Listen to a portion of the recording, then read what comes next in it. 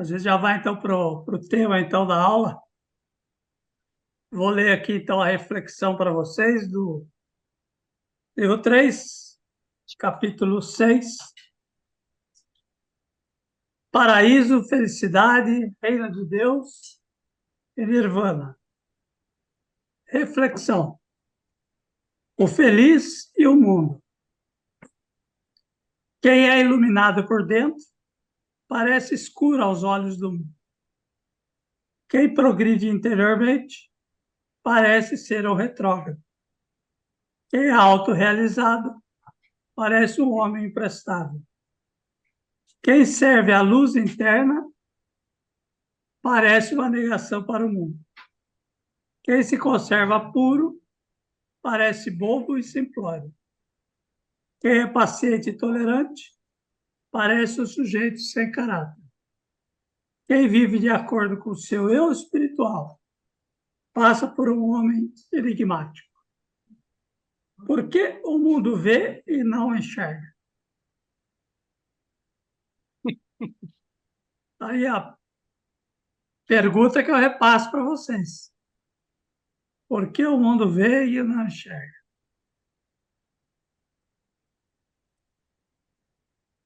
O mundo gosta de manifestações exteriores, né? O mundo, ele pede isso. Nós valorizamos as manifestações exteriores e aquelas de grandiosidade, né? São as mais valorizadas. Felizmente, gestos simples, ocultos, né? Que nós, muitas vezes, acontecem diariamente, são relegados ao esquecimento. Eu entendo que aqui nesse mundo talvez não haja muita justiça com relação a isso.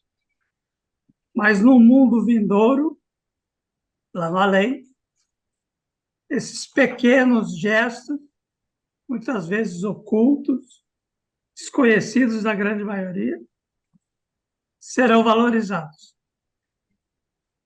Pode falar, né?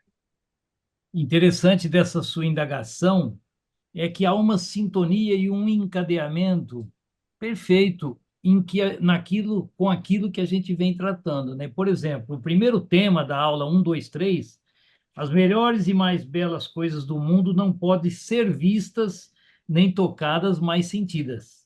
E a nossa de hoje, a felicidade não depende de que nos falta, mas do bom uso que fazemos do que temos. Com esse tema aqui não foi tanto, mas nós já falamos várias vezes aqui, o essencial é invisível aos olhos, né? Você mesmo já abordou, lembro, que o que é importante não é só o que é visto, é o que é sentido. Vimos 3, 4 capítulos falando disso, né? Que a felicidade não está naquilo, às vezes, que é visto, mas está naquilo que é sentido. A própria fé nossa, espiritualmente falando, é sentida, não é vista, não é? Então é isso, essa reflexão já começa a dar essa dica. Patrícia, Quando a gente fala do médico, né, que ele vem com aquele estetoscópio, né, ele não está escutando, né, ele está auscultando, é além do ouvir, né, ele está ouvindo e ele está interpretando, né, ele está trazendo algo de lá de dentro para interpretar. E eu acho que é muito isso, né? Quando a gente vê, a gente, sei lá, só olha, usa a nossa visão. Mas quando a gente enxerga, é como se a gente Compreender. é, fosse de dentro, né? Não, não é só com o olho. O enxergar Percebe os o ver é detalhes. com os olhos, o enxergar é com a alma, algo assim. Né? A gente percebe os detalhes. Quando você enxerga, você percebe detalhes. Quando você vê, você nota uma forma, porque você está usando o órgão do sentido, né? De visão. Mas quando você enxerga, você consegue perceber o detalhe. A mesma coisa em você ouvir e você escutar, né? O ouvir porque você tem uma audição, mas o escutar é você conseguir traduzir aquilo, ter significância.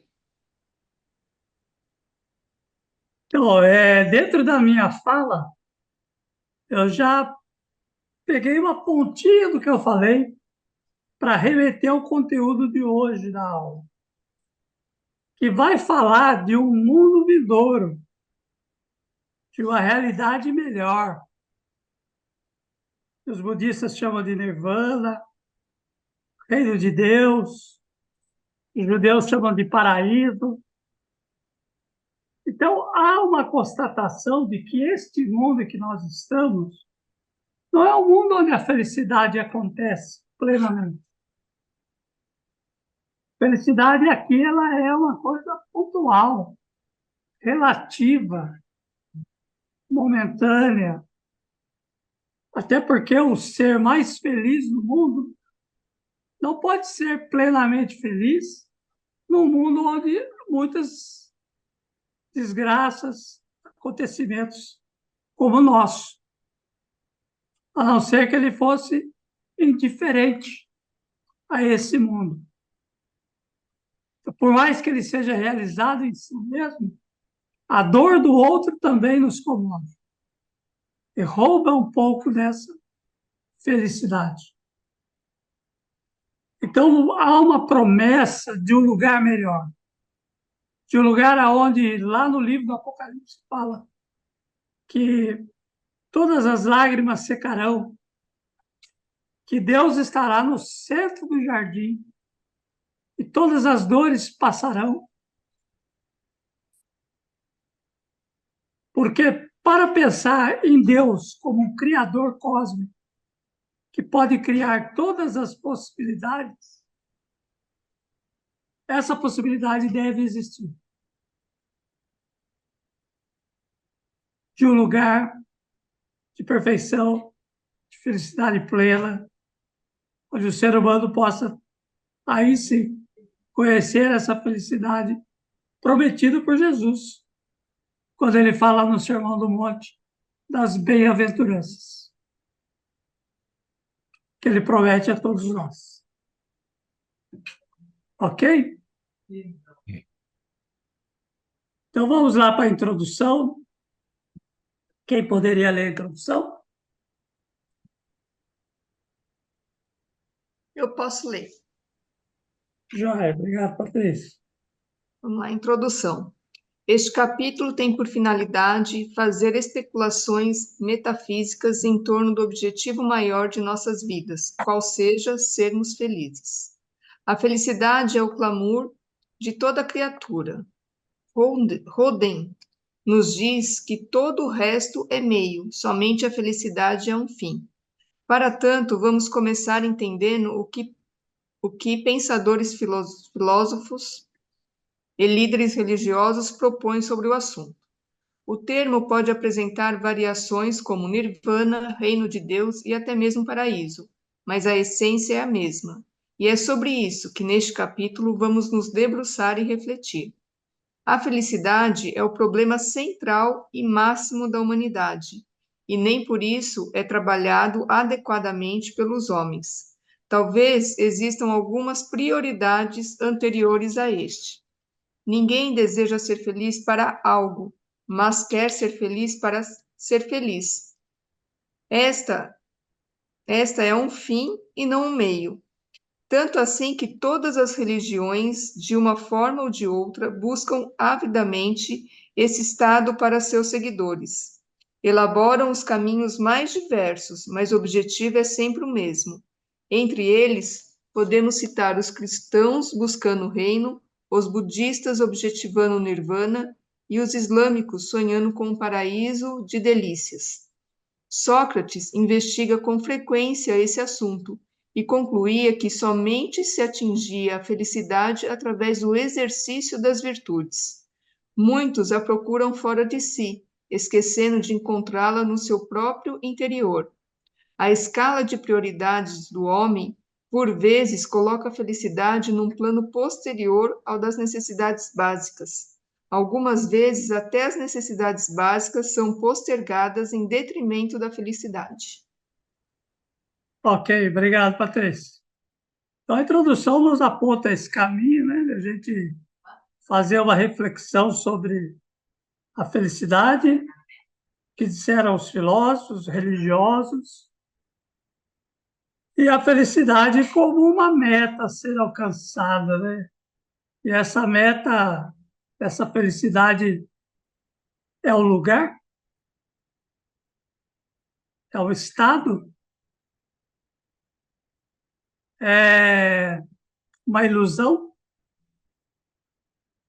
São as perguntas que a gente vai tentar responder aqui, com o apoio dos filósofos, né? Dos pensadores. O Sócrates já nos aponta aí na introdução que a felicidade se conquista através do exercício das virtudes.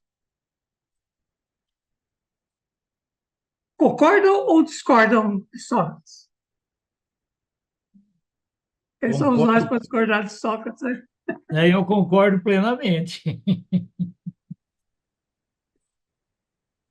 A pergunta até é meio retórica. É. Sim, na medida em que os vícios e os defeitos, eles nos tiram do equilíbrio, eles conspiram contra a nossa felicidade. Né? A raiva Talvez, me tira do centro, a ira me tira do centro, a inveja. Então, assim, superar os vícios e os defeitos e conquistar virtudes é um caminho seguro para a felicidade. Exato, eu Concordo concordo. plenamente com o Sócrates. Eu também. talvez o que possa diferenciar isso nós estamos falando das pessoas com as suas funções naturais, com suas capacidades padrões, né, que a gente espera, né, do ser humano e tal. Mas nós sabemos que há desvios diversos, né? Então, uma pessoa que tenha algum desvio, sei lá, um masoquista, por exemplo, né? Ele estará feliz com a dor, né? Por exemplo, né? Falando bem, uma coisa bem banal, Sim, mas né? Como ele não segue o mundo como a gente, né? Não percebe as coisas da mesma forma, ele tem necessidades diferentes, ele consegue, com coisas que seriam vícios ou seriam menores, obter a felicidade dele, né? Então, talvez nesse aspecto tem que ter um pressuposto de que as pessoas são as pessoas que a gente conhece sem desvios psicológicos ou, né, de a gente sentimento. costuma estabelecer alguns conceitos de forma universal, generalizada, né? Mas como para tudo há exceções e aí sim, é Desculpa, perfeito. cheguei agora. Oi, Melo, Oi, Tatiana, tudo bom? tudo bem? Que bom te ver. Bom estar junto aqui com Bom te ver, vocês. muito bom. Desculpa, era só porque eu fiquei emoção. Valeu. Manuel, fica à vontade. O Giovanni falou da questão do masoquista, não é que ele sente felicidade na dor. Ele tem seus momentos de prazer na dor, mas são prazeres momentâneos. Ele vai procurar cada vez mais sofrimento e achando que com isso ele vai atingir uma felicidade que não tem. Os defeitos, os vícios, eles podem, no máximo, trazer alegrias momentâneas, momentos de um prazer ínfimo, que daqui a pouco acabou, você vai procurar um, você vai estar cada vez mais viciado, você vai estar desenvolvendo cada vez mais o seu defeito, e isso não vai te trazer felicidade nenhuma. Só vai trazer, depois daquele momento de prazer, de alegria, frustração. Então, o Manuel está colocando uma coisa interessante, aí é algo para a gente pensar filosoficamente. É, somente virtudes são capazes de dar uma satisfação existencial do espírito.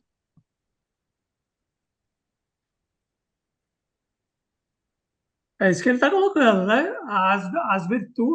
As virtudes têm essa capacidade. Agora, os defeitos e os vícios não. Eles não trazem essa realização de plenitude que as virtudes teriam. É algo da gente questionar e perguntar. Quando a gente pensa, por exemplo, no espírito endurecido que cultiva o mal, ele se realiza existencialmente? Ou é só uma capa Mas aí onde há você, muita dor? mas aí você não está, desculpe, você e o Manuel, nesse sentido, não estão defendendo a tese do Sócrates. Eu até grifei aqui, Sócrates investigava com frequência e concluía que somente se atingia a felicidade através do exercício das virtudes. E eu pergunto para nós, grupo, e qual é o exercício da virtude quando a pessoa pratica um ato masoquista? Primeiro que ela está fazendo mal para ela mesma. E quando Sócrates fala em virtude, eu quero crer que ele está envolvendo o contexto bilateral, o dar e sentir feliz com o dar, né? Então aí seria uma virtude. Então o masoquismo não entra nesse contraponto, a meu ver, da tese de Sócrates. Não estou dizendo do relâmpago, do átimo, que é um momento feliz. Como o Manuel muito bem salientou, o cara se sente feliz ali e tal, sendo um sadomasoquismo que seja, e depois a dor vem maior, né? Tem um ditado que alguém, eu já tinha ouvido isso uma vez, é lindo deitar com uma companheira, difícil é acordar com ela, com o ser humano, tá? Então, certo? É fácil você deitar com alguém, mas o difícil é amanhecer, levantar com ela, se não houver amor. Então, houve aquela felicidade momentânea, né, enganosa, e depois não é o que Sócrates fala. Então, quando ele fala virtude, primeiro que para eu deitar com a pessoa, eu tenho que praticar a virtude do encontro, da compreensão, sabe, do discernimento, sei lá. Então, essa é a minha opinião aí. O Sócrates continua aí com o meu voto, na minha opinião.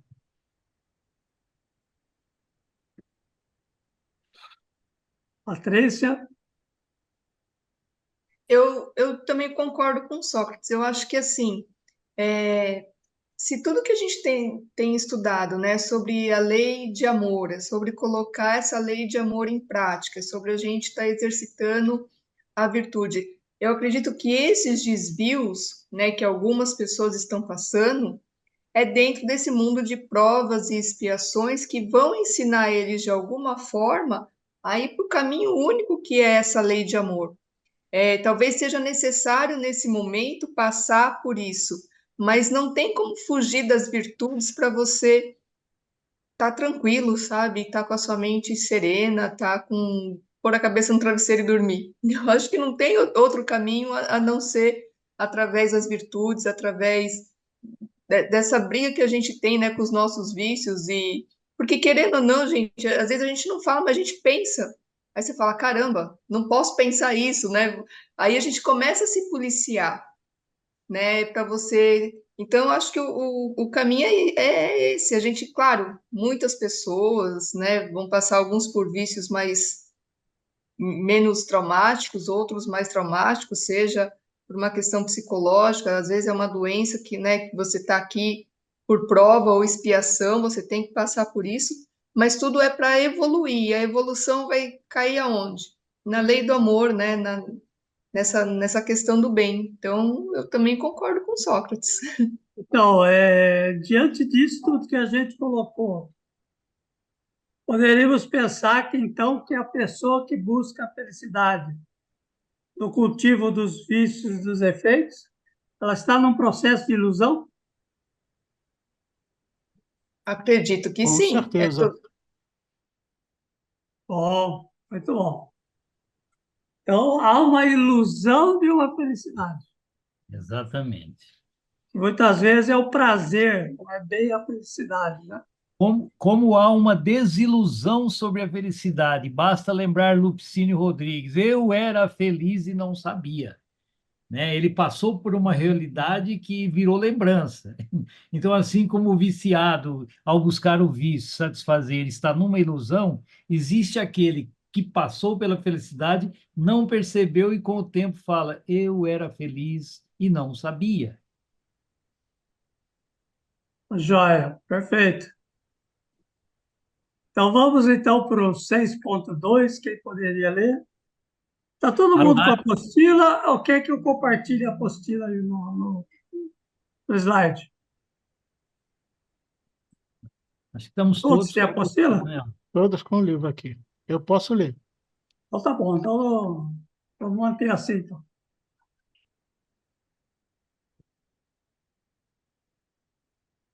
Microfone, Manuel.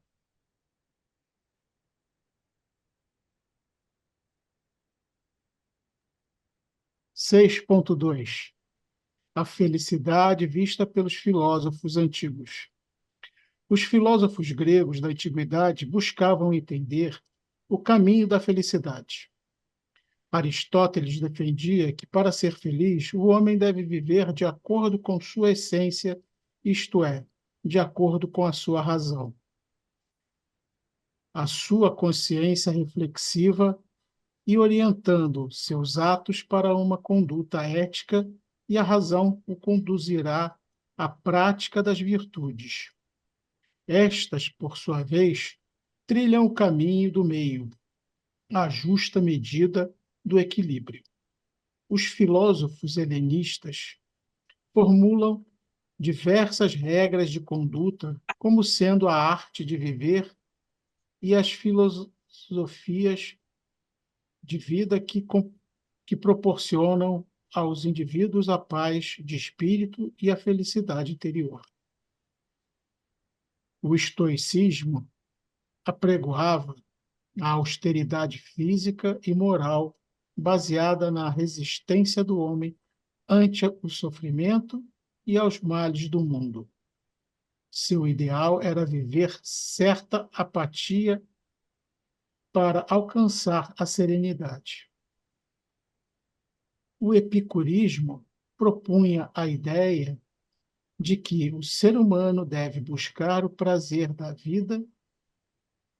Distinguiam, porém, os prazeres duradouros dos efêmeros, que causam dores e sofrimentos. Epicuro afirmava que o supremo prazer seria de natureza intelectual e obtido mediante o domínio das paixões. Os cínicos propuseram viver como os cães das cidades, sem qualquer propriedade ou conforto. Levaram ao extremo a filosofia de Sócrates, segundo a qual o homem, para ser feliz, deve procurar conhecer a si mesmo e desprezar todos os bens materiais. Legal, obrigado, Manuel. Nada. Quando a gente olha aí a filosofia grega, eu também incluo aí a japonesa da antiguidade, há um idealismo muito grande, né? A elevação de princípios, o otimismo com relação ao ser humano, no sentido de seguir princípios e valores, que destoam um pouco com a modernidade, né? A modernidade é mais pragmática, ensinamentos como esse, como o de Aristóteles, por exemplo, uma consciência reflexiva, a busca de uma conduta ética, né? São relegados a segundo plano. Às vezes, uma busca pelo sucesso, pela fama, pelos valores efêmeros, o tempo todo na mídia, nos meios de comunicação, nas pessoas.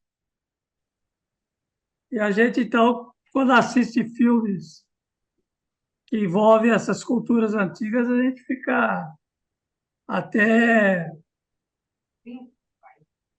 assim, um certo saudosismo, né?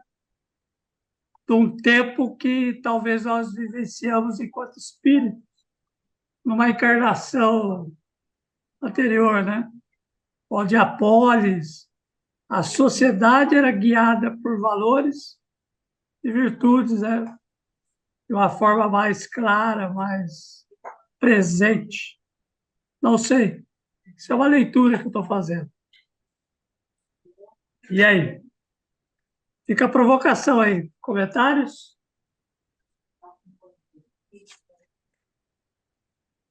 Ficou alguma dúvida com relação aos helenistas, ao estoicismo?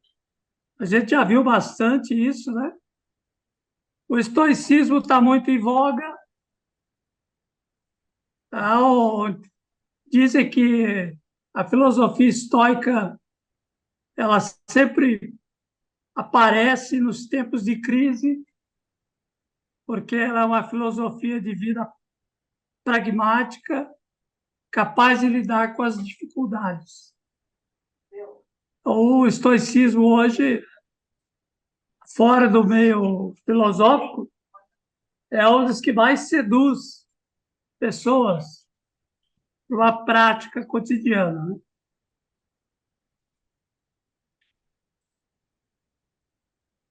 O epicurismo aí é interessante essa observação de que eles pregavam a busca do prazer, mas eles falavam de um certo tipo de prazer de natureza intelectual. Então, que muitas vezes pode confundir. Algum fala assim, eu sou epicurista porque eu busco prazer, mas que tipo de prazer? É o mesmo que os epicuristas falavam? E os cínicos, né? Os cínicos eu conheço um só, que é o Eduardo Marinho. Não sei se vocês já ouviram falar do Eduardo Marinho, né? E ele procura pôr em prática, que é viver assim, com desapego total dos bens materiais. Muito conhecido na internet, suas falas polêmicas, né? Se não me engano, se eu não estiver errando o nome, acho que é Eduardo Marinho. Vou dar uma confirmada aqui. Se alguém aí pode confirmar no grupo. Ele era formado, passou a viver na rua, e vivendo na rua virou um filósofo de rua. É o cínico que eu mais conheço, assim, atual. E aí, pode falar. O que eu anotei aqui, eu achei lindo isso, até pegou um pedacinho da fala da Patrícia, quando a Patrícia disse que nós temos que entender as provas e expiações. Então, o estoicismo, de certa forma, já abordava algo que nós espíritas hoje buscamos assim como consolo. Quando aqui, ó, Ele mesmo. o estoicismo apregoava austeridade física e moral baseada na resistência do homem ante o sofrimento e aos males do mundo. Esse sofrimento e males do mundo, nós espíritas, creio eu, acho que estou falando por todos, entendemos que aquilo vem como prova e expiação. Então há uma aceitação nossa diante desses males, diante dessas provas. Esse foi um trecho com o qual eu me identifiquei. E me identifiquei com o epicurismo quando ele fala que realmente prazeres de natureza intelectual é obtido mediante o domínio das paixões.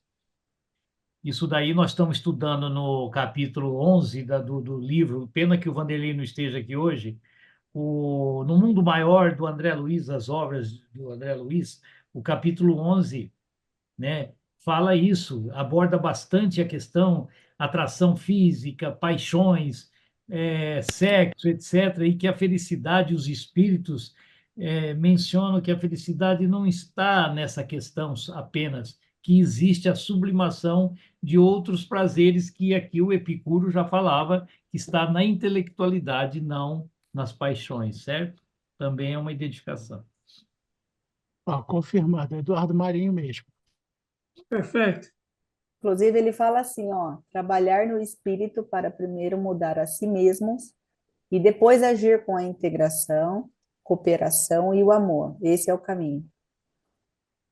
Bacana a frase. É isso aí. Vamos então para o 6.3, o que é ser feliz? Você poderia ler? Posso ler?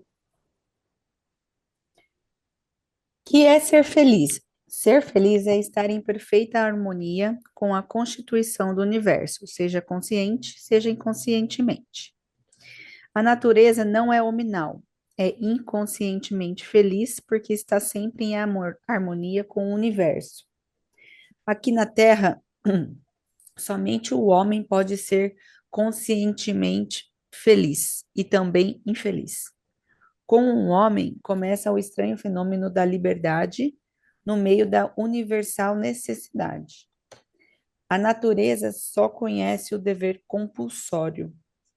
O homem conhece um querer espontâneo, seja rumo ao positivo, seja rumo ao negativo.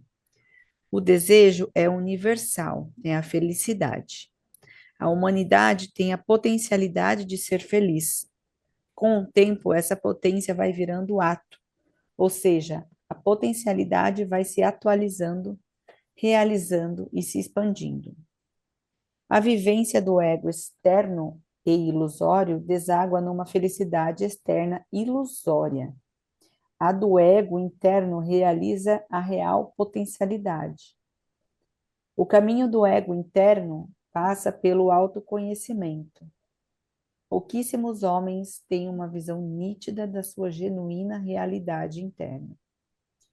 Quase todos se identificam com uma realidade externa, um ator, um vizinho, um parente. A consequência disso é não enxergar a realidade do próximo. Aquele homem se encontra na luta obsessiva da obtenção da realidade externa. Não consegue realizar o amor ao próximo. O amor próprio não é necessariamente egoísmo. Este é exclusivista e aquele é inclusivo. Inclui os amores alheios no seu amor próprio. Para ser feliz, não podemos depender das ações de outrem, mas somente das nossas. A felicidade só pode consistir em algo que dependa de mim, algo que eu possa criar independente das circunstâncias externas, físicas ou sociais. Toda vez que dependemos do exterior, alta é a possibilidade da frustração e, por consequência, da infelicidade. Perfeito, palmas. Ok. Obrigado, Muito Tatiana. bom, muito bom. Vou prestar atenção ali naquela frase ali, ó, lá no primeiro parágrafo. Ele fala assim: a natureza não nominal é inconscientemente feliz, que está sempre em harmonia com o universo. Não nominal quer dizer os animais. Então, os animais, de uma certa forma, eles são inconscientemente felizes. Estão sempre regidos pelos instintos, de acordo com a natureza. Eles não pensam a felicidade, eles vivenciam a felicidade. Ok? O ser humano já faz reflexão, até porque ele tem ponto de comparação. Porque ele sabe o que é ser infeliz.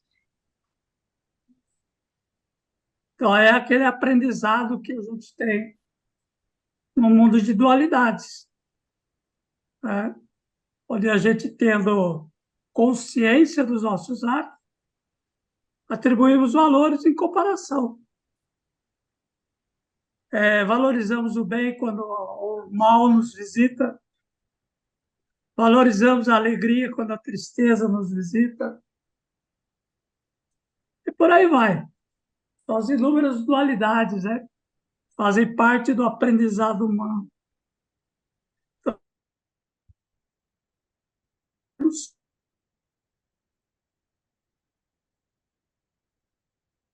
A, a fala do Ricardo Travou, né? interrompeu. Congelou. Congelou, Ricardo. Congelou. Ele caiu até. Acho que caiu. Ah, Oi, Ricardo. Voltou? Voltou. Sim. Deve estar travando um pouco aqui. O problema dessa conexão aí já é o tempo. Ricardo, com relação a essa frase que você falou da natureza não nominal, eu convivi muito tempo com um padre, ele era cearense, morreu já há alguns anos, já com quase 100 anos. Ele nasceu em 1917. Ele falava muitas vezes no sermão das missas dele que ele falava assim: o, o cachorro é o melhor amigo do homem porque ele não conhece o dinheiro. Se conhecesse, não seria. E esse ser, É, e seguindo essa linha que o Manuel lembrou aí, eu acho que o ser não hominal, os animais, são felizes porque eles não saem da escala básica de Maslow, das necessidades. O cachorrinho que recebe água, passeia, minha cachorrinha, o prazer dela, balança o rabo me agradecendo. Aliás, diz a música que o cachorro, ao fazer o gesto do não, ele está falando sim, né? Acho que é Emílio Santiago que fala isso na música. Pode ver que ele chacoalha falando não, mas para você ele está falando sim, dada a felicidade que ele tem pelo passeio, pela aguinha, pela raçãozinha. Então, já aí entra o homem cognitivo, né, cara? Aí que está o azar. Aí o homem começa a criar uma ascensão maior para a felicidade. E eu grifei a frase aqui que a Tati leu, o homem conhece um querer espontâneo. Vem a cognição, vem o querer, né? Seja rumo ao positivo, virtudes, Sócrates, seja rumo ao negativo, como o Manuel lembrou aí no sadomasoquismo. O homem é um algoz e vítima de si mesmo. de valer. Então, indo nessa linha aí dos não nominais, né? Eu acho que a gente já teve essa linha mais melhor definida, né? Em algum tempo no passado. Eu acho que deveria incluir ele no meio os animais não domesticados, né? Porque, como o Irair falou, também temos aqui uma companheirinha aqui nossa, né? E ela tem os seus momentos de tristeza, né? A gente pode falar que é um instinto, porque né, tá desanimada com isso, com aquilo, mas cada vez mais a gente vê pessoas que humanizam demais os seus pets e que eles começam a apresentar características mais humanas, né? De inclusive depressão, né? Até um tempo atrás, falando em depressão para cachorro, você falava que a pessoa era louca, mas hoje tem tratamentos, né? Para depressão, para animais. Então, é claro que também na escala evolutiva, a gente sabe que também mesmo os animais, os espíritos, né, nos mundos superiores, eles também evoluirão, né, de uma certa forma e serão mais conscientes da sua existência, né, do que são hoje. Mas a gente já está nessa transição e tem alguns assim, essa divisão não está tão certa, né? Talvez o animal que vive na natureza, livre para tudo, né? E é isso que eu acho que o autor quis dizer, né? Esse, de fato, ele é feliz porque ele vive de acordo com as leis naturais. Agora, um ser que só conhece a vida quando o dono está perto e quando o dono se afasta, ele só vê quatro paredes, realmente não está na natureza ali, né? A gente Em distorce outras, até isso, eu não sei. em outras palavras, nós estamos estragando os animais, Ivani. Estamos levando as nossas dificuldades ou a nossa complexidade, a vida deles. Então, não sei É, se é estragar ou se é uma preparação para um estágio superior também, né? exatamente, bem lembrado, cara.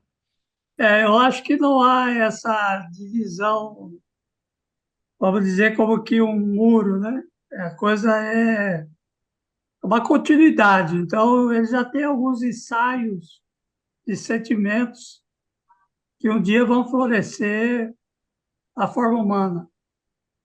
Já começam a experimentar, né? Algumas situações. E quanto mais próximo do homem, mais cedo chegam essas experiências. Ah, E, é e por eu aí. vi, e pela, só acrescentando, Ricardo, se permite, e pela experiência que eu tenho no convívio com a nossa cachorrinha aqui, que eu adotei e retirei da rua há 15 anos, 14 anos atrás, eu acho que ela está me ensinando muito mais com o jeitinho dela do que eu a ela. Eu acho que é interessante, interessante, é um equilíbrio impressionante. Ela dorme do nosso lado da cama, coisa que eu abominava no passado, quando meu irmão entrava com um cachorrinho no colo, eu metia a boca, falava, não tem cabimento, quantas crianças passando fome, e esse meu irmão carregando o cachorro no colo.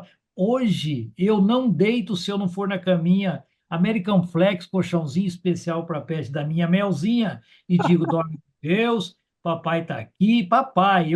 Eu achava a maior pieguice do mundo, meu irmão falar, papai está aqui. Eu falava, ah, você é bicha, cara. Falava com papai. Hoje,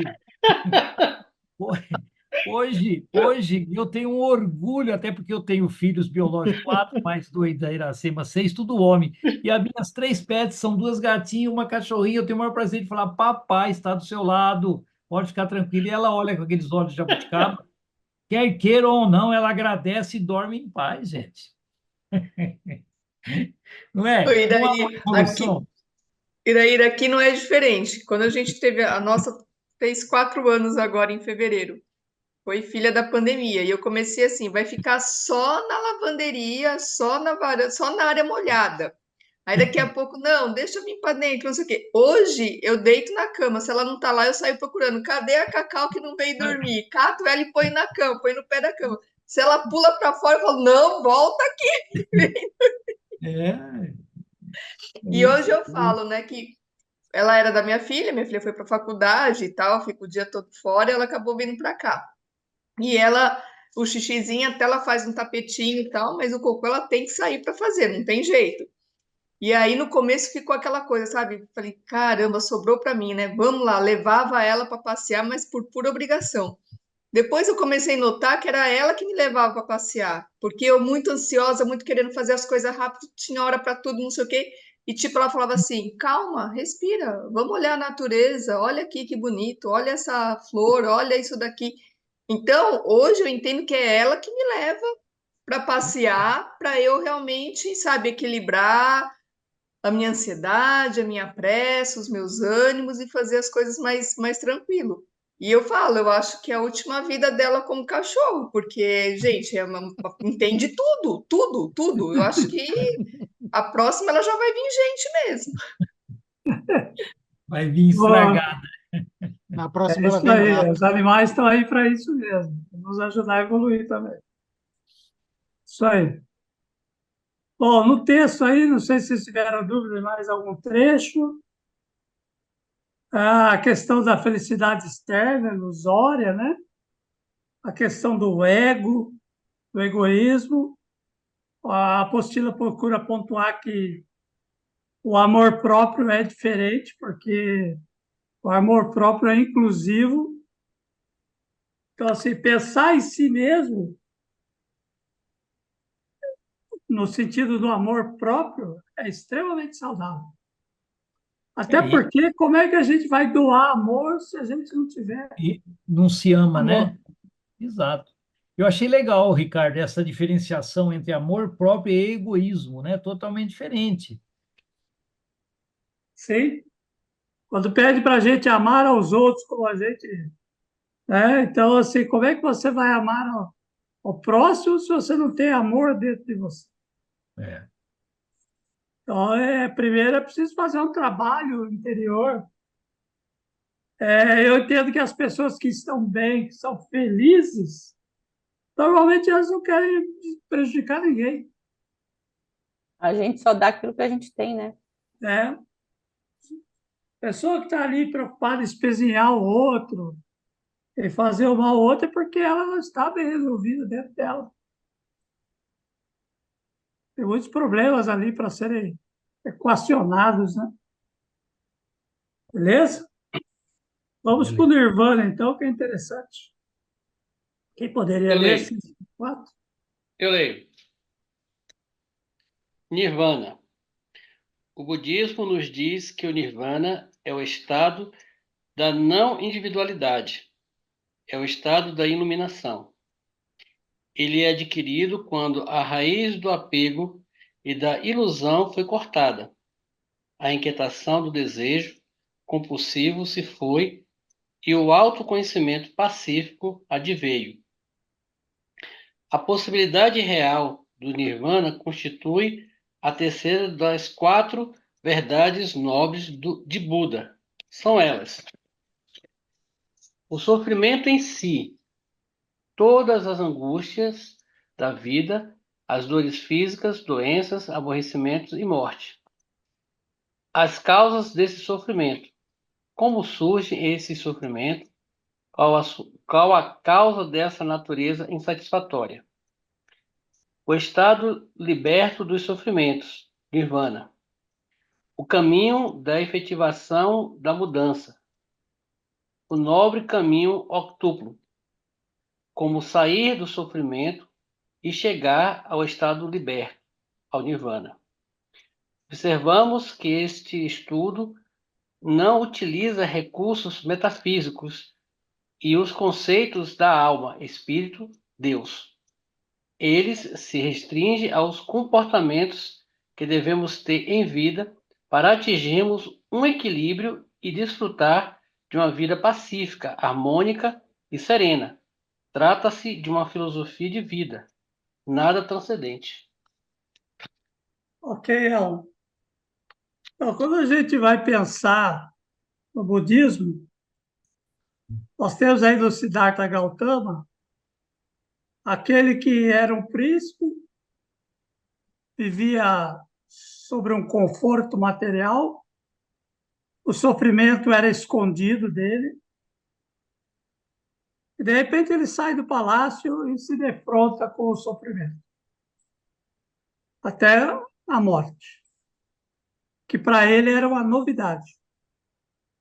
Isso vai causar uma comoção nele e um processo de reflexão sobre a natureza da existência. Então, o budismo é uma constatação pragmática da vida. O que a vida é? Sofrimento. Quais são as causas do sofrimento? É possível extingui-las? Diminuí-las? Se não, o que podemos fazer? Aí a libertação do sofrimento não passa pela extinção do sofrimento, mas passa pela aceitação pacífica do sofrimento, como parte existencial da vida.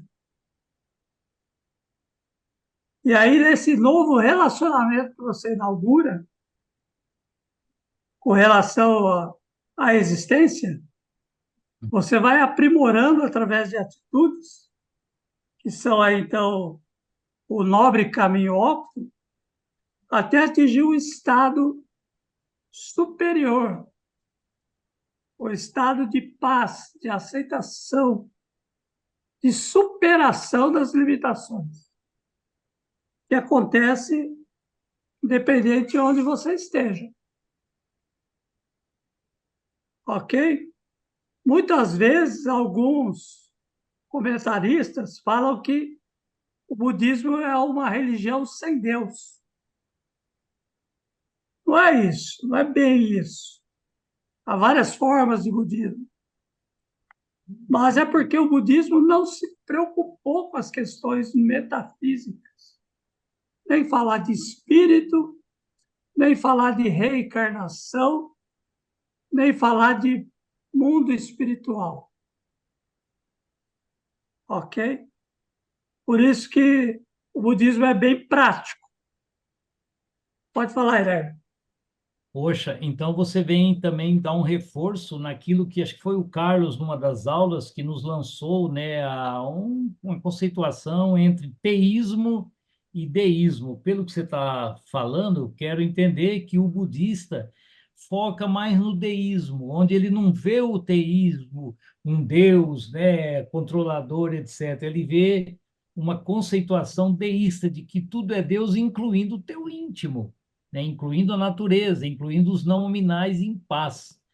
Eu acho que esse é um entendimento do budismo que você falou aí. Então, não estão preocupados no pós-morte, alma, não sei o quê. Estão preocupados no aqui, agora, meio gestáltica terapia aí, né? Na felicidade, mas voltada para uma paz. E aí me veio também aquilo que o Manuel falou, né, do vício, a pessoa, você também lembrou que a pessoa, você fez a seguinte pergunta: quando uma pessoa se envereda, já que nós falamos que Sócrates defende a felicidade através das virtudes, vocês, então, você dizendo, né, Vocês querem dizer, então, que aquela pessoa que se amarra ao vício, que não é virtude, ela está vivendo um mundo de ilusão? Por esta linguagem aqui também, esta informação também dá para a gente falar que ele está vivendo ilusão e vem esse insight dele, essa luz dele, eu não sei que jeito que virá, mas aí o texto confirma a inquietação do desejo compulsivo se foi, e o autoconhecimento pacífico adveio. Não sei que jeito vem isso, mas deve vir uma luz naquela pessoa que está encadeada no vício, vem uma luz que interrompe, corta aquela ilusão que está sendo vivida, supondo que é uma felicidade que é passageira. Perfeito. Isso aí. Agora, quando a gente pensa nessas questões, tem algumas pessoas que têm a facilidade de levar uma vida pragmática e aceitar as coisas como são e fazer desse limão uma limonada, né? Agora, tem outras não, que vão perguntar o porquê. Por que que esse mundo é um mundo de sofrimento? Quais são as causas do sofrimento? Por que que uns sofrem e outros não? Uns mais e outros menos? Tá? E esse estado liberto do sofrimento, o que é? É um lugar? É só um estado de consciência? Ou é um lugar metafísico, onde almas poderão se reunir? Ok? Então, é nesse sentido que o espírito é esse que vai indagar. Ele quer resposta para isso. Ele quer entender por que das diferenças, por que desse mundo ser como é, o que nós fizemos para estar aqui, né? E aí a gente vai ter toda uma teoria espírita explicando, né, tudo isso para nós. E aí remete às instâncias metafísicas, porque o mundo não se responde por si mesmo. O mundo material não se explica por si mesmo. Sim. Então é necessário dar esse salto metafísico, se quiser encontrar respostas. E em direção às causas. Sair do mundo dos efeitos. E foi falado na aula anterior que a doutrina que mais se encaixa para buscar essas respostas no mundo metafísico é a doutrina espírita. Foi falado na aula passada. Sim, sem dúvidas. Com relação ao mundo espiritual, por exemplo, quando ele coloca aí o nirvana, que é esse lugar? Evangélicos tentam resposta, católicos tentam respostas, mas nenhuma tão elaborada quanto a do doutrina espírita. Me permita ler, inclusive, o finalzinho da conclusão da aula passada. No nosso entendimento, entre as correntes citadas, a doutrina espírita é que responde os questionamentos metafísicos de forma mais satisfatória. Perfeito. Então vamos para o caminho da felicidade pelo budismo, o nobre caminho óptimo. Você poderia ler? Um só. Posso ler? Eu leio. leio. Caminho da felicidade pelo budismo. Para se atingir a felicidade, o budismo nos oferece uma reforma íntima denominada o nobre caminho óctuplo, que é a quarta verdade nobre de Buda. Ele nos mostra como podemos efetivar essa mudança se estivermos dispostos a isso. A exercitação consiste em 1. Uma compreensão correta, uma investigação sempre profunda das coisas e dos fatos, fugir da análise superficial das opiniões imediatas. 2. Pensamento ou atitude correta, ser menos críticos, menos gananciosos, evitar se deixar levar por prazeres materiais, sensoriais e posses. 3. Fala correta. Não mentir, não contar piadas grosseiras, não falar pelas costas. Se não for para falar coisas que constroem, evite falar. 4. Ação correta. Não matar, não roubar, não comportar-se com crueldade, ser vegetariano. 5. Meio de vida correto. Ser honesto na maneira de ganhar a vida. 6. Esforço correto. O esforço deve ser sempre no sentido da qualidade da vida, livrar-se das ansiedades. 7. Concentração correta. Concentrar em em pensamentos positivos. E 8. Atitude mental correta. Atentar para o que é permanente e o que é transitório. Esta receita muito prática necessita perseverança na sua aplicação, e estes preceitos comportamentais levam o homem à sensação e ao estado feliz. Ok? Então, aí o caminho óptimo do budismo, né? Compreensão correta, pensamento e atitude correta, fala correta, ação correta, meio de vida correto, esforço correto, concentração correta e atitude mental correta. Eu olho essa lista e penso lá também no Evangelho segundo o Espiritismo, quando ele passa as características do homem de bem. Então, quando a gente olha lá, a gente vê uma carta de intenções de alto nível. Né? Que a gente olha aquilo ali e fala, quanto eu consigo botar isso em prática? Quantos por cento? Que o sarrafo é alto.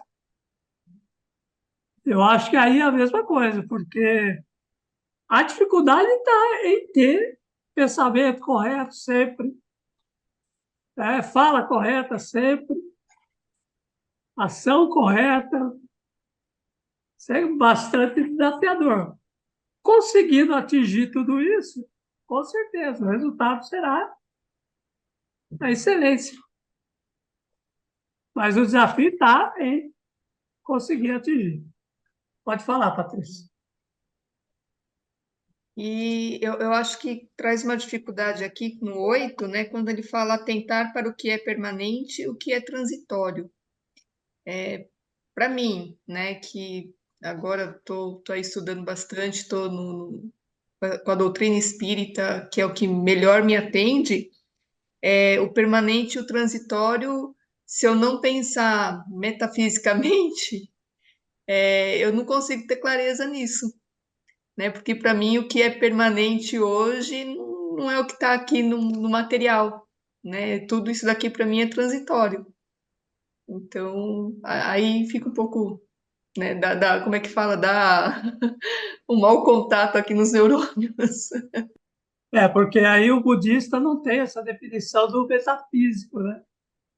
Então, o que é para ele que é permanente? É um questionamento que a gente pode fazer para eles. Seria o estado emocional pleno aqui? Acho que seria isso, né? Pode falar, Heré. Dessa cartilha aí, Ricardo, eu tenho duas observações. A primeira é com relação ao item 3. Isso eu estou tentando melhorar, né?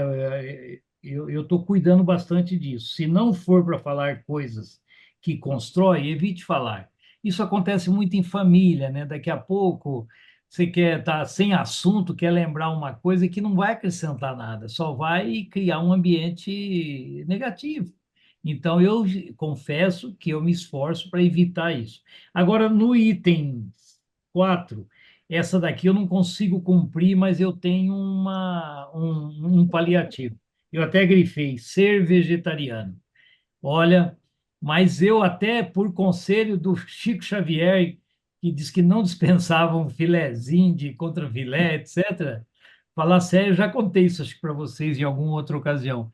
Toda vez que eu vou me alimentar que tem carne, não tem jeito de não ter, cara. Eu não consigo ser vegetariano. Eu digo, aos animaizinhos, a nossa gratidão pela barganha divina. Faço essa.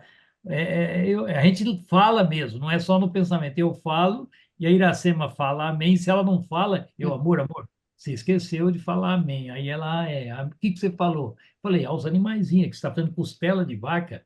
aos animaizinhos a nossa gratidão pela barganha divina. Eu juro para vocês que a consciência melhora e eu mando para dentro, mas eu não consigo ser vegetariano. Não, e hoje em dia muita gente está virando vegetariano e até vegano, até por uma questão de preço, né, da comida, né? Não tem condição de. E outra coisa é que essa questão aqui o primeiro item logo, né? Que é uma compreensão correta, uma investigação sempre profunda das coisas e dos fatos, fugir da análise superficial e das opiniões imediatas. Hoje Exato. o grande problema hoje da nossa sociedade, em termos de convivência das pessoas, é justamente isso. Que as É, pessoas não se aprofundam para saber as coisas, acreditam em qualquer coisa. Ah, foi fulano que disse, então está é, falando a verdade. Às vezes o fulano está repetindo sem ter ido também investigar se aquilo que ele está falando é certo. exatamente. Me Perfeito. corrijam aí os universitários, mas a questão no espiritismo, né, de evitar consumir a carne é por dois motivos, né? Primeiro, pela questão energética, né, que você acaba recebendo, né, da maneira como o animal foi ali abatido, e a segunda, para você estar mais leve, né, não ter aquela. Diz que a carne leva muito tempo, né, para dissolver dentro do organismo e te deixa mais aqui nesse mundo, né, e não você conseguir fazer a ligação com a divindade, né? Me corrijam se eu estiver errada. Ah, isso mesmo. Porque às vezes a gente se penaliza é que vira um modismo, né? É bacana ser vegano. Então aí perdeu, deturpou o sentido da coisa, né? Então, infelizmente, existe isso na sociedade, né? Uma série de Budismo? estereótipos, né, que são colocados, que faz parte de um jeito moderno de ser, né? Não há proibição, é uma questão de consciência, ok? A doutrina não tem isso, a gente não pode ou não pode, faz bem ou não, por quê? É para a economia do espírito, sua saúde espiritual, por quê? É isso que nós temos que pensar, Perfeito. ok? E aí é do cada um, né?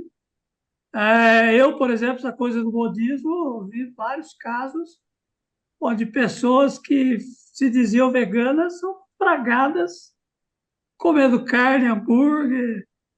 Teve um caso famoso de uma influencer aí que chocou toda uma comunidade, né? Então, como é que fala na doutrina espírita, né? Não é a aparência das coisas, o que mais vale é a essência.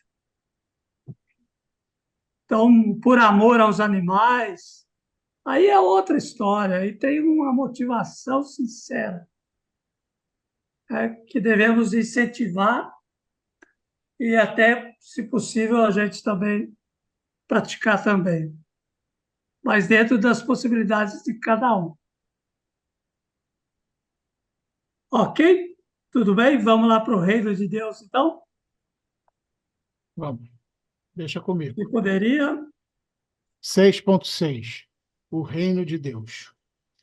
Convertei-vos, pois, o reino dos céus está próximo. O povo judeu já conhecia esta expressão. Qual o sentido que Jesus queria dar a esse reino? Seria uma forma de esperança nacionalista? Seria uma situação apocalíptica? Entendemos que estaria descartado pegar em armas, pois sua mensagem sempre foi de caráter pacífico. Tampouco anunciava o final dos tempos. Condena, pois, a inclinação humana que existe até hoje de determinar o dia em que o mundo acabará. Toda a mensagem está centrada não no acontecimento externo, mas em mudanças interiores. O reino de Deus não vem de modo ostensivo. Não pode dizer-se ei-lo aqui ou ei-lo ali, pois o reino está no meio de vós. Lucas capítulo 17, versículo 20 e 21. Com isso, nada de revolução nacional, nada de sinais do céu, mas algo de Deus e do céu que fica oculto no dia a dia, na vida comum dos homens. Várias são as parábolas de Jesus sobre o reino. Entre elas temos Mateus 13, 33, Mateus 13, 32, 33, Marcos 4, 26, 29, nas bem-aventuranças, Mateus 5, 3, 10, Mateus 13, 44, Marcos 9, 1, Lucas 12, 32, Lucas 11, 20. Se alguém não nascer de novo, não poderá ver o reino de Deus. João 3, 3. Quem não aceitar o reino de Deus como um menino, certamente não entrará nele. Marcos 10, 15. O reino de Deus dito por Jesus e citado por João, Marcos e Lucas, ou o reino dos céus citado por Mateus, são expressões evangélicas que equivalem a uma vida ideal, feliz e gratificante. É o estado de espírito onde está estabelecido o autoconhecimento e a autorrealização.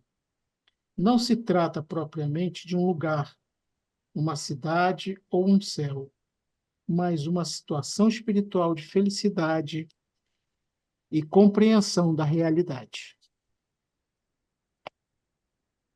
Joia. Muito bom, Manuel.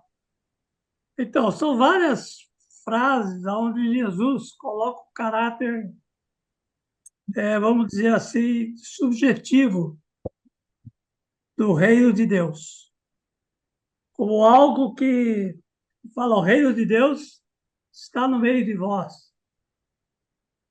Quer dizer, algo que está aqui em nós. Podemos construir esse reino de Deus. Mas eu faço a ressalva. Há várias passagens também onde Jesus menciona o reino de Deus como algo fora. Tá? É quando ele coloca, por exemplo, que o reino de Deus, que o reino dele não é deste mundo. Se não é deste mundo, onde é? Tá? Então, assim, tem essa mistura. O livro do Apocalipse, que também é uma mensagem que complementa o Evangelho, fala também do estado melhor, lugar melhor, onde Deus se fará presente, né? Então, nós podemos pensar de duas maneiras. Você pode construir um estado espiritual de consciência, onde o reino de Deus vai se fazer presente através do seu sentimento, seus pensamentos, cérebro e coração, mas também pode imaginar uma promessa de bem-aventurança, de um lugar melhor. Que na doutrina espírita nós falamos, né, quando fala desse lugar melhor, de uma vida feliz e gratificante, o reino do puro espírito, que seria o final das encarnações. Então lá você teria, então, o seu lugar pleno, aonde a injunção da matéria não se faz mais presente. Então, a ausência de doenças, de males físicos, o espírito vivendo em plenitude. Ok? Ok. Para nós se assemelha aí ao céu, né? Ricardo, mas quando ele está falando assim, ó, o meu reino não é deste mundo, naquele momento ele estava falando para as pessoas que não entendiam ainda, né, que existia um mundo espiritual que regia tudo isso que está acontecendo. Então, será que nesse momento ele está falando desse mundo espiritual por trás desse mundo que as pessoas só veem e não enxergam, que é a frase do início, né? As Isso. pessoas olham, mas não enxergam. É por isso que há uma certa dubiedade, né, com relação ao que Jesus falou.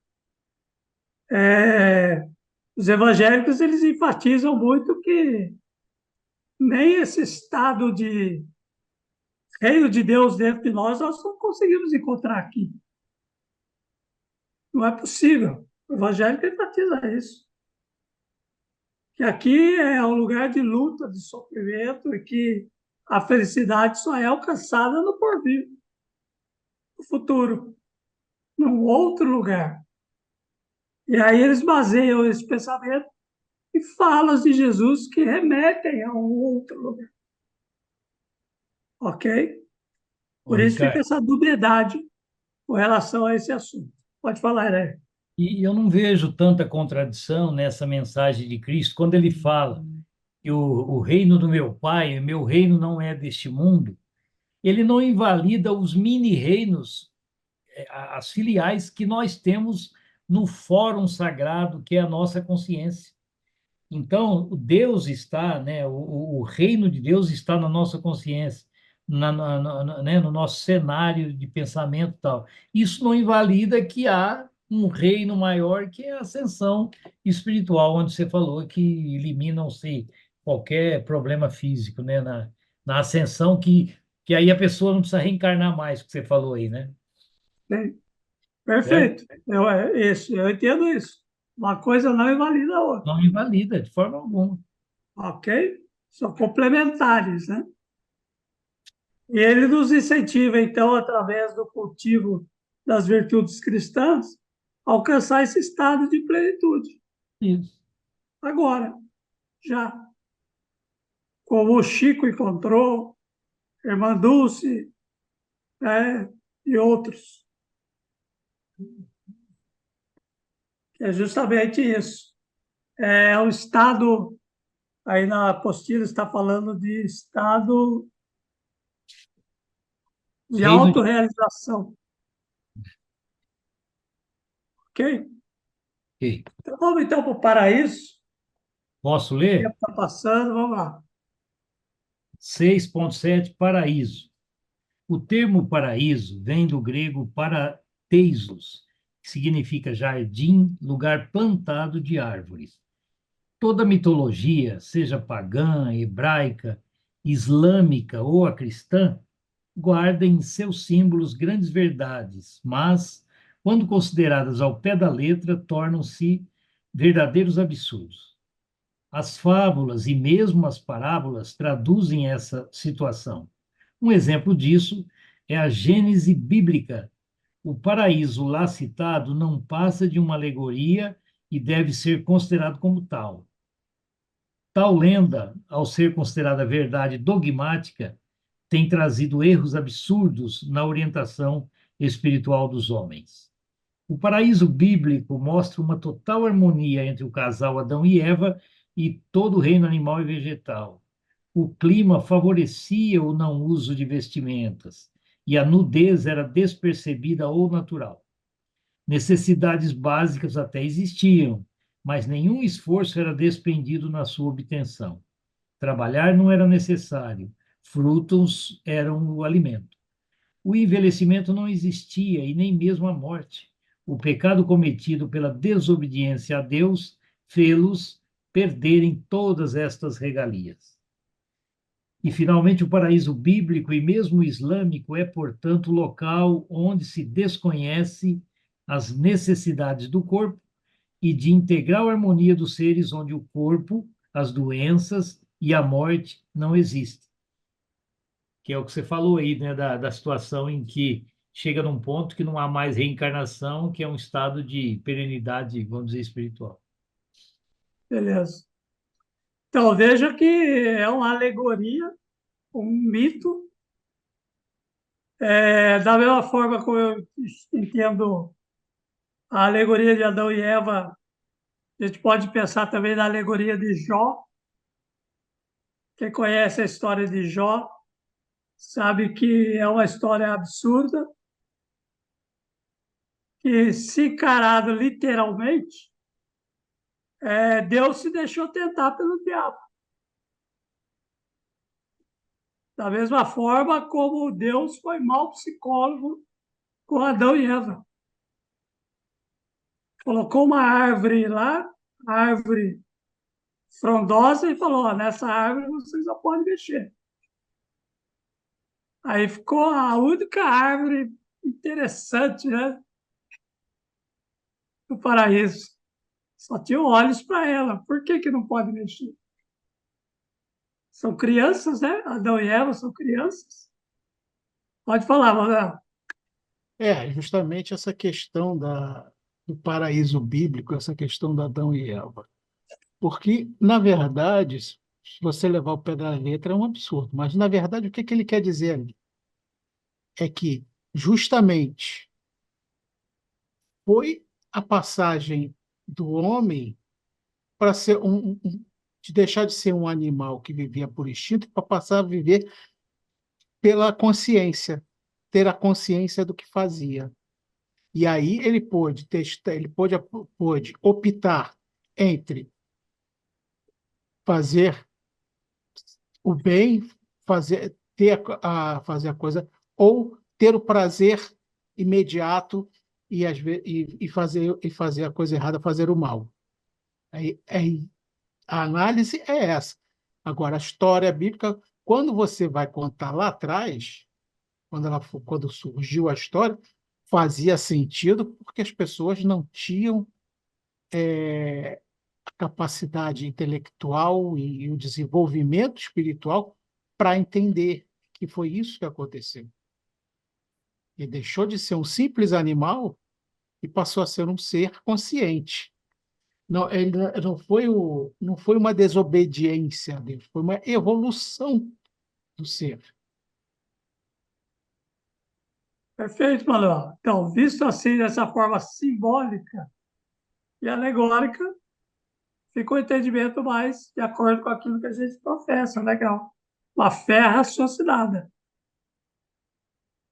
É uma interpretação literal, ela foge completamente, né? Você vai ver um castigo que vem posterior por causa de uma fruta, mesmo que seja uma fruta sagrada, vamos dizer assim, o castigo desproporcional, tá? Que abrangeu toda a humanidade. O castigo não é só de Adão e Eva, ele repercutiu sobre os seus descendentes. Então, o castigo infinito para o pecado infinito. Mas a analogia é tão hipócrita que precisou Daniel, não sei mais quem, chamar a parte genital feminina de maçã, né? É. Aí vai. Tão banal que chega até a doer. E você não consegue hoje para os jovens passar uma história dessa para explicar por que o sofrimento está no mundo, né? Porque Adão e Eva pecaram. Não dá. O jovem vai falar: não, mas o que eu tenho a ver com isso? Yeah. Negócio lá, milênios atrás, hoje eu estou aqui sofrendo por isso. Então vamos lá para o 6.8, a felicidade é o reino pelo Cristo. Poderia ler?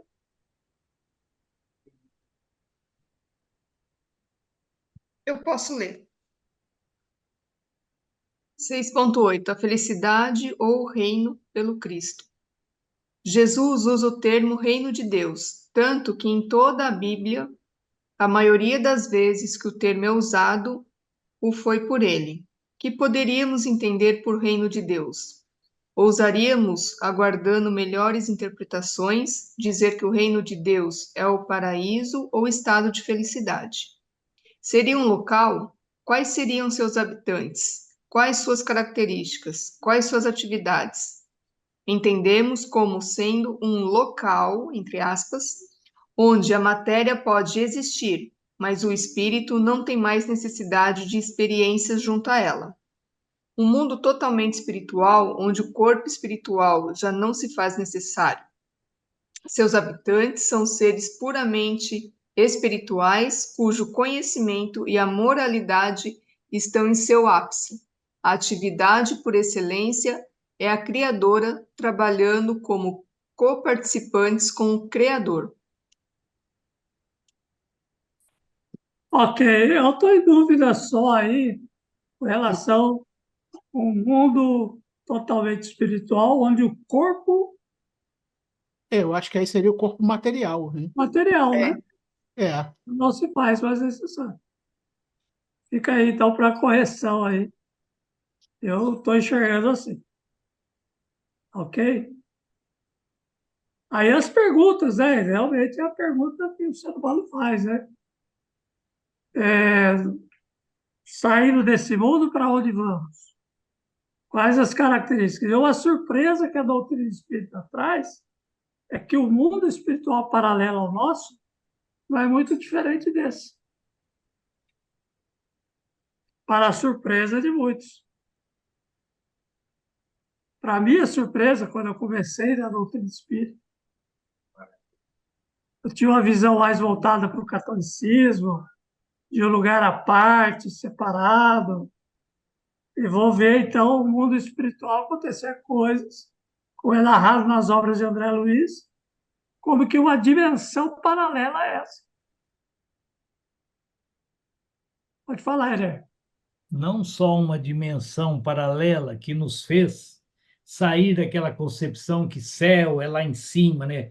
Fui para o céu, irei para o céu, como está entre nós, vamos dizer assim, e o principal conhecimento que me fez assim me aferrar mais ainda na pesquisa, na avidez por aprender sobre o espiritismo, é que lá não existe o ócio, não existe a plenitude. Ah, eu vou viver num jardim. Pela, vai cansar, pô, vai dar tédio. Você tem que continuar trabalhando.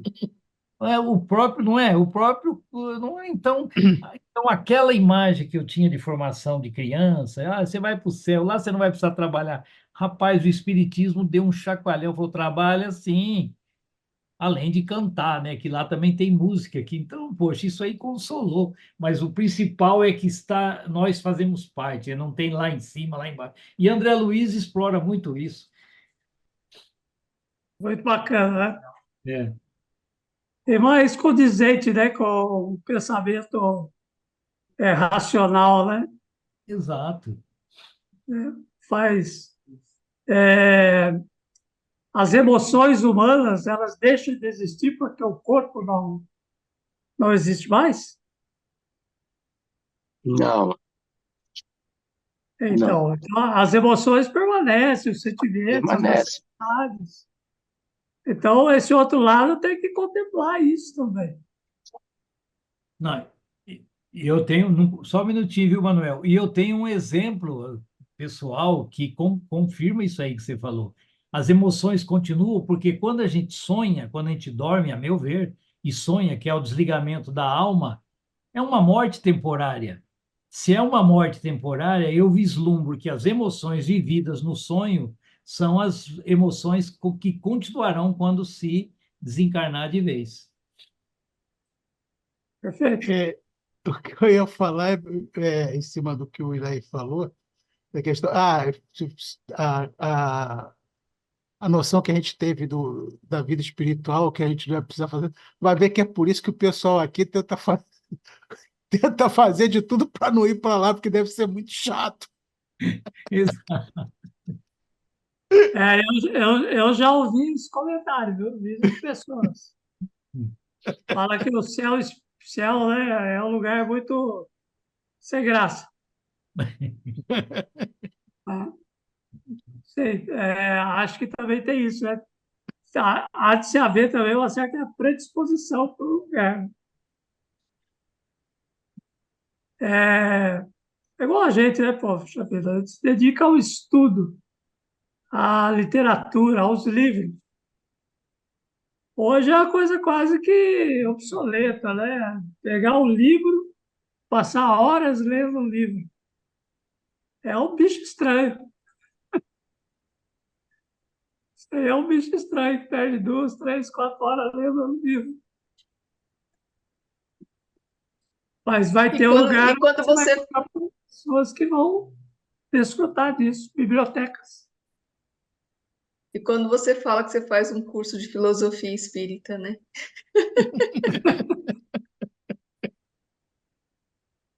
Ai, ai, boa. Bom, é isso, gente. Vou ler a conclusão, então, para a gente encerrar a aula de hoje. Vou ler a conclusão aí para vocês, então. Conclusão: o homem não tem condições de habitar o reino de Deus nesse atual estado evolutivo. Ele precisa adquirir todas as qualidades exigidas para a convivência com os demais naquele local. Se o habitante do reino não estiver de posse do estado feliz, irá fatalmente interferir na harmonia com os demais seres.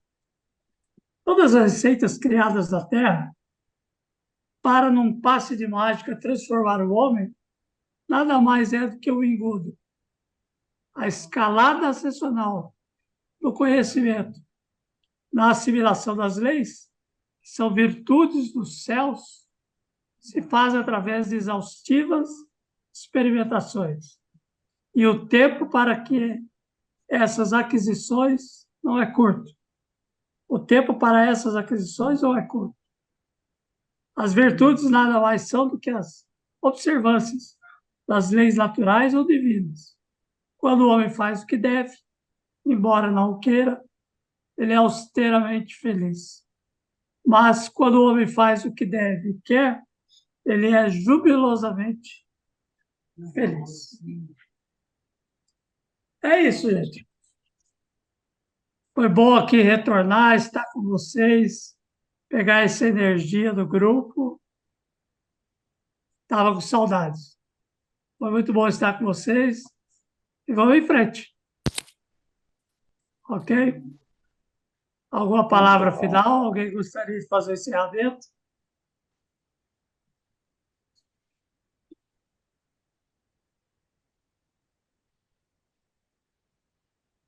Alguém se candidata a fazer o encerramento? Alguém inspirado? Então, vou fazer o encerramento hoje para vocês, tá bom? Então, vamos agradecer por mais esse momento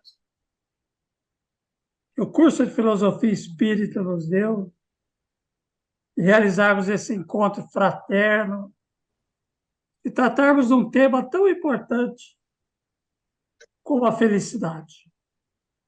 Desejamos ser felizes.